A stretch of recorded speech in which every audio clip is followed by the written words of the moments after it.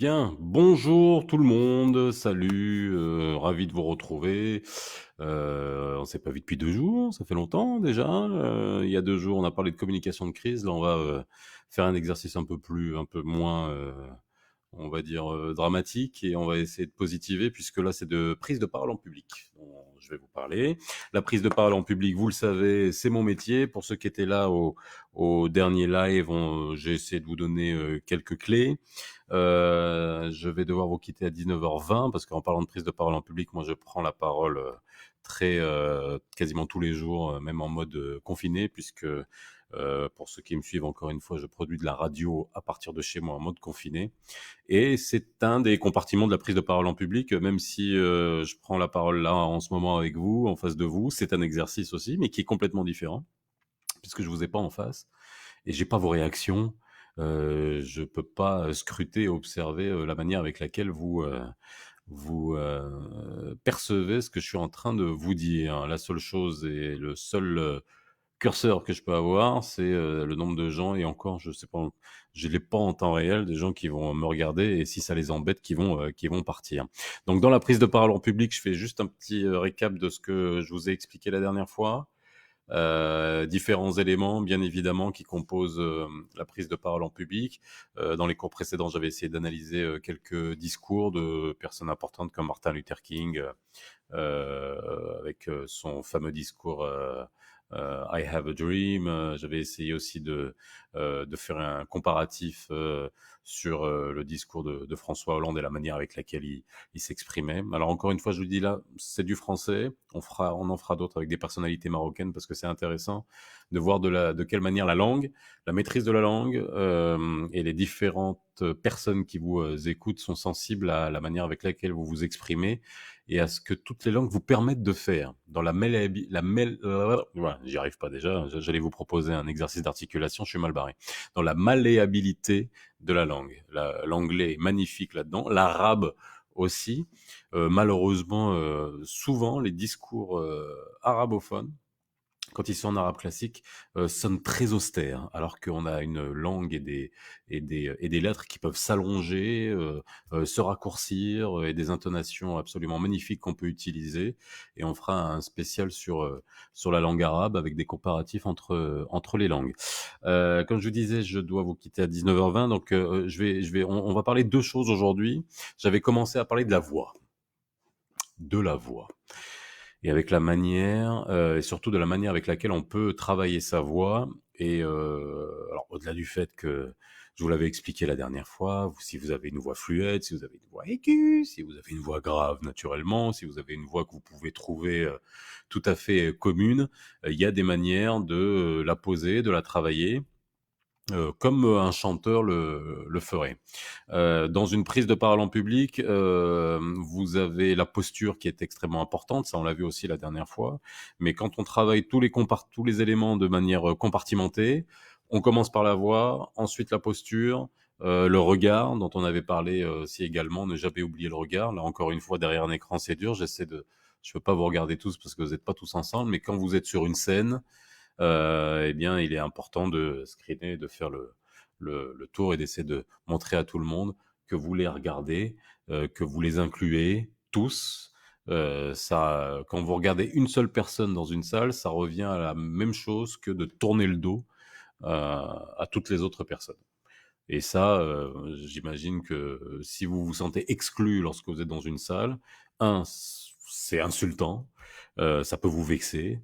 Puis deux, ça peut vous embêter parce qu'à partir d'un moment, vous vous dites: «Mais ce monsieur-là ne me regarde même pas». Vous le faites de manière inconsciente, hein, mais vous perdez, totalement votre concentration et votre capacité à écouter l'orateur qui est en face de vous. Alors la voix. La voix, il y a le ton, bien évidemment, mais il y a aussi, et c'est ce que je voulais vous montrer, aujourd'hui, c'est la musicalité. Et la musicalité, on en a tous dans la voix. Heu, j'ai pris juste un mode d'emploi, vous savez, un mode d'emploi, c'est pas ce qu'il y a de plus, sexy, à lire, pour essayer de vous convaincre de quoi que ce soit. Ça vous donne des instructions et c'est un bon exercice prenez un mode d'emploi de n'importe quoi, ça c'est le mode d'emploi de ma carte son avec laquelle je travaille pour enregistrer des émissions de radio. Et si vous voulez la lire, vous allez voir que ça n'a rien d'absolument transcendant, ça véhicule pas de message émotionnel. Bah, faites l'exercice, essayez de mettre de l'émotion dans un mode d'emploi. Ça, alors si vous y arrivez, et bah, c'est que vous êtes capable de transmettre de l'émotion avec à peu près n'importe quoi. Moi, à la radio, dans mon émission, lorsque je suis derrière mon micro, et là on est dans de la prise de parole en public virtuelle, dans le sens virtuel où, encore une fois, je ne suis pas en présentiel, mais où toutes les émotions doivent passer par la voix. Que ça soit l'agacement, que ça soit la joie, le sourire. Là, vous me voyez sourire, mais parfois, essayez de pas me regarder et de voir si vous sentez que je suis de bonne humeur ou pas.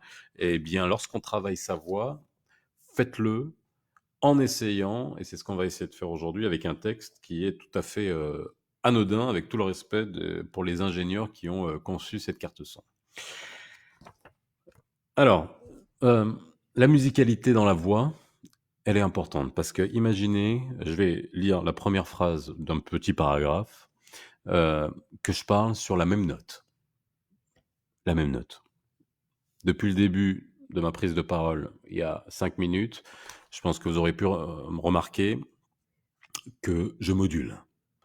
Je module à la fin de la phrase, je mets une respiration, et cette respiration, lorsque vous êtes en train de parler, correspond à la blanche pour les musiciens, vous savez, cette espèce de respiration, ce silence qui s'installe entre 2 phrases. Alors ça peut installer soit un côté grave, qui va peut-être vous donner envie d'écouter ce qui va se passer par la suite. Là, en l'occurrence, j'ai rien de dramatique à vous transmettre. Soit ça va refocuser, reconcentrer les gens lorsque vous voyez que les gens commencent à se disperser. Il n'y a pas pire que une phrase dont on ne voit pas ou dont on n'entrevoit pas la fin.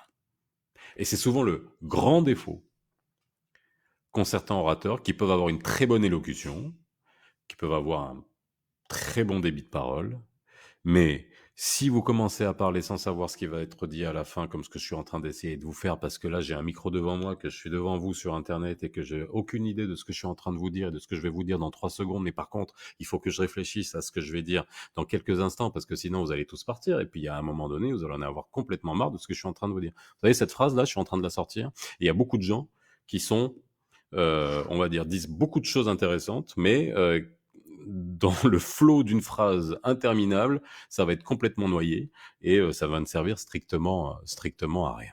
Donc, les silences, utilisez-les. Quand vous êtes en train de vous exercer, utilisez-les, on va dire à outrance, comme ce que je suis en train de faire ou ce que je suis en train d'essayer de faire maintenant. Des silences. Alors, ça ne veut pas dire qu'il faut en mettre tout le temps, à chaque fois, mais prenez conscience que le silence, et encore je prends toujours cette citation de Miles Davis qui disait que la musique c'est sculpter le silence. Donc là j'ai du silence, et après moi je viens insérer des paroles. Vous partez pas des paroles et ensuite après vous les enlevez. À la base, la nature est silencieuse. Bon, à part les bruits que vous avez en dehors. Et nous, on vient polluer avec ce qui sort de notre bouche. Donc, faire autant que faire se peut, faites que ces paroles soient les plus accessibles possibles et les plus douces à écouter. Ça, c'est pour les silences. Et les silences, c'est pour revenir au thème que je voulais aborder aujourd'hui, c'est la musicalité. Je voulais faire un parallèle avec la musique. Quand vous parlez, c'est de la musique. Je fais des notes en fonction de votre tassiture de voix. On l'a vu la dernière fois, les barytons Martin, les ténors, les sopranos, etc. Si vous vous rappelez, vous allez avoir une propension plus ou moins naturelle à moduler, à aller vers les aigus, à aller vers les graves, essayez de changer de note. À la fin de phrase, vous avez des gens aussi qui ont des petits tics, qui vont finir comme ça, en mettant le pic à la fin de la phrase, pour essayer de se rassurer, mais ça devient des tics. Moduler une phrase, c'est un exercice que vous pouvez faire si ça ne sort pas naturellement. Et je pense qu'en écoutant beaucoup de musique et en faisant un parallèle avec la musique, vous allez comprendre que la musicalité fait partie intégrante de la manière avec laquelle on parle. Si vous êtes sur un ton monotone, vous parlez sur la même note comme ce que je suis en train de faire, il y a beaucoup de gens qui parlent comme ça, comme un train, et qui ne modulent absolument pas la note. Là, je suis sur absolument la même note. Vous allez écouter la même note, vous allez décrocher. Ça fait un peu comme un très mauvais morceau de techno que vous allez devoir écouter pendant des heures. Alors, à part si vous êtes, si vous adorez la techno, que vous êtes dans le mood d'écouter de la techno, quelqu'un qui est en train de vous parler, c'est pas nécessairement ce qu'on cherche lorsqu'on est un orateur. Pour illustrer ça, je prends une guitare. Je vais pas vous jouer un morceau de guitare, je vais juste vous faire comprendre qu'une note, la même note qui va partir, va vous donner ça. Nanana, je vais parler sur la même note pendant des heures et vous allez voir que c'est très énervant. Si je vous fais ça pendant des heures et que je vous fais une phrase et je vais lire le mode d'emploi que j'ai sous les yeux, si je coupe pas et que j'appuie pas sur une touche sans faire exprès, voilà. Le texte n'a rien de sexy encore une fois, mais je vais le lire. Veuillez suivre les instructions sur la carte de téléchargement de logiciels afin d'installer les plugins d'instruments virtuels. C'est insupportable. Alors que vous vous rendez compte que votre voix, comme un manche de guitare, vous permet d'avoir toutes les modulations. Après, il ne faut pas en abuser, bien évidemment, mais il faut bien comprendre. Alors, si vous avez un instrument de musique à la maison, quel qu'il soit, quelque chose qui vous permet de faire des notes, calez-vous sur 2, 3 notes et essayez de faire moduler une phrase en voyant vos maxima et vos minima avec la note vers laquelle vous voulez finir chaque phrase. Et ça peut être intéressant si vous avez une vieille guitare qui traîne, même qui a une corde, essayez de le faire. Pour ceux qui n'ont pas d'instrument de musique, essayez de juste d'enregistrer une petite partie d'une chanson qui est très simple, avec une mélodie aussi extrêmement simple, pour essayer de vous caler sur les notes. Vous allez avoir l'air ridicule, tout seul, en vous exerçant, mais je peux vous dire que ça n'a rien de ridicule quand vous verrez le résultat que ça peut donner en termes de modulation et de musicalité que vous pouvez transmettre. Regardez. Je vais lire de manière monotone encore une fois. Là, je suis sur un La. Alors, naturellement, je parle pas sur le La, mais là, je parle sur une note qui est à peu près c'est un Mi. Mais je parle à peu près sur cette note-là. Donc, je vais partir sur un Mi. Mi, mi, voilà. Alors, quand je module, je parle pas comme ça, mais je module quand même un peu. Et vous allez voir que lorsque vous êtes dans cette optique de moduler et d'aller vers d'autres fréquences, c'est magique. Après, vous aurez cette capacité de moduler à un moment donné. Je vais essayer de lire cette note de différentes manières pour que vous puissiez comprendre l'impact que ça peut avoir, et j'espère que ça en aura, parce que sinon à ce moment-là, j'ai rien à faire devant vous, derrière mon écran, à faire l'idiot, à lire un paragraphe de configuration d'une carte son. Si je le lis, on va dire de manière tout à fait basique. Veuillez suivre les instructions sur la carte de téléchargement de logiciels afin d'installer les plugins d'instruments virtuels. La plupart des logiciels audio numériques ne chargent pas automatiquement les plugins d'instruments virtuels après l'installation. Afin d'accéder aux plugins d'instruments virtuels à partir du logiciel. Je ne vais pas faire la publicité du logiciel. Voilà. Par contre, essayez de le rendre plus sexy. C'est là où je vous dis, exercez-vous sur des textes qui sont tout à fait rasoirs et essayez de leur donner de l'émotion. Et on peut essayer. Veuillez suivre les instructions sur la carte de téléchargement de logiciels afin d'installer les plugins d'instruments virtuels. Et oui, la plupart des logiciels audio numériques ne chargent pas automatiquement les plugins d'instruments virtuels après l'installation. Afin d'accéder aux plugins d'instruments virtuels à partir du logiciel en question, dont je ne vais pas faire la publicité, vous devrez sélectionner le dossier des plugins afin que le logiciel puisse y accéder. Voilà. Alors j'exagère un petit peu, mais vous avez vu toute la modulation que j'ai mis sur les mots, sur les phrases, sur les silences qu'on peut avoir à ce moment-là. Et entraînez-vous sur n'importe quel texte, hein, vous allez voir que ça peut marcher et faites-le après une fois que vous êtes bien exercé, faites-le, devant quelqu'un de votre famille, un copain, un ami et il va vous demander et vous allez lui demander, pardon, ce qu'il a retenu comme mot-clé. Parce qu'en dans tout ça, à quoi ça sert? À part de faire le kéké et d'essayer de rendre ça un peu plus, musical. C'est tout simplement que la personne qui soit en face de vous retienne le maximum possible d'informations et de mettre l'emphase sur les, informations que vous voulez transmettre. Là, en l'occurrence, imaginons, que je veux, insister sur, les plugins d'instruments virtuels. OK, on y va. Veuillez suivre les instructions sur la carte de téléchargement de logiciels afin d'installer les plugins d'instruments virtuels. La plupart de ces logiciels audio numériques ne chargent pas automatiquement les plugins d'instruments virtuels après l'installation. Et là, vous avez vu que j'ai tout de suite modulé sur la phrase sur laquelle je veux mettre de l'emphase. La plupart des logiciels audio numériques ne chargent pas automatiquement les plugins d'instruments virtuels après l'installation. Vous pouvez fai j'ai pas on va dire, je vous demande pas d'avoir la même musicalité que moi, trouvez la vôtre et encore une fois, heu, mmh, avoir, une empreinte vocale, une empreinte musicale, chacun a la sienne.